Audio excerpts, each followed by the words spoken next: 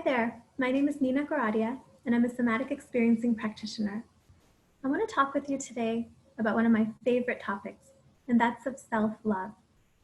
Many of us have an idea that the way to do self-love, to do it, is that we need to be exercising and eating healthy and saying no when we're overtasked.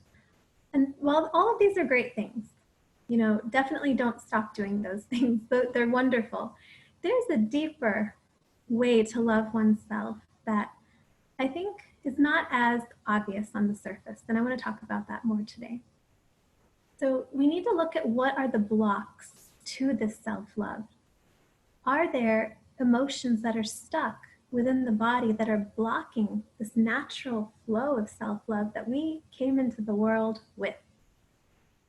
When a baby comes into the world, they're not doubting themselves. They're vibrating with this full joy. They're expressing all of their emotions. They're not shameful when they're feeling sad. Like they just have this complete self-love that's present.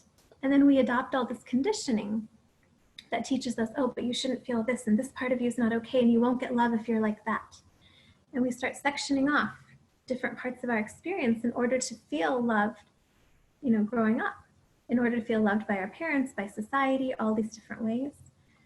And so I don't know anyone who hasn't gone through this. This is a universal part of human experience, this conditioning.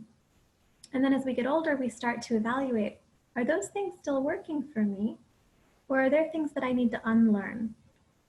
And so one of the main things that I've noticed blocks self-love is the feeling of shame. And so as we continue to release shame from the body, from various events, and it takes a lot of courage to feel shame, we identify where it is in the body with different events. It could be that in some situations, shame is here in the throat, but in another event in your life, you feel it here, or you feel it in your stomach.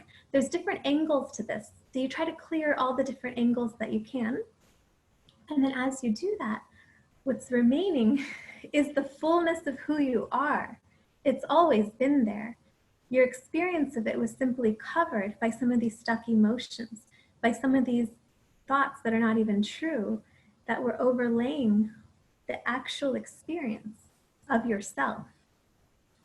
And so when we talk about self-love, yes, there are many things we can do physically, externally in the world, but it's internally, it's our relationship to ourselves. And even the positive self-talk, the kindness that we can treat ourselves with, all of these things are so important, but also recognizing maybe the not so obvious blockages to self-love, the unconscious beliefs that we adopted about whether we deserve to love ourselves, whether we have an internal standard of if we are worthy enough to deserve our own self-love. And so I encourage you to think of some of these blocks and enjoy the love that is your birthright by simply removing all the blocks against it. Wishing you great love and peace. See you in the next video.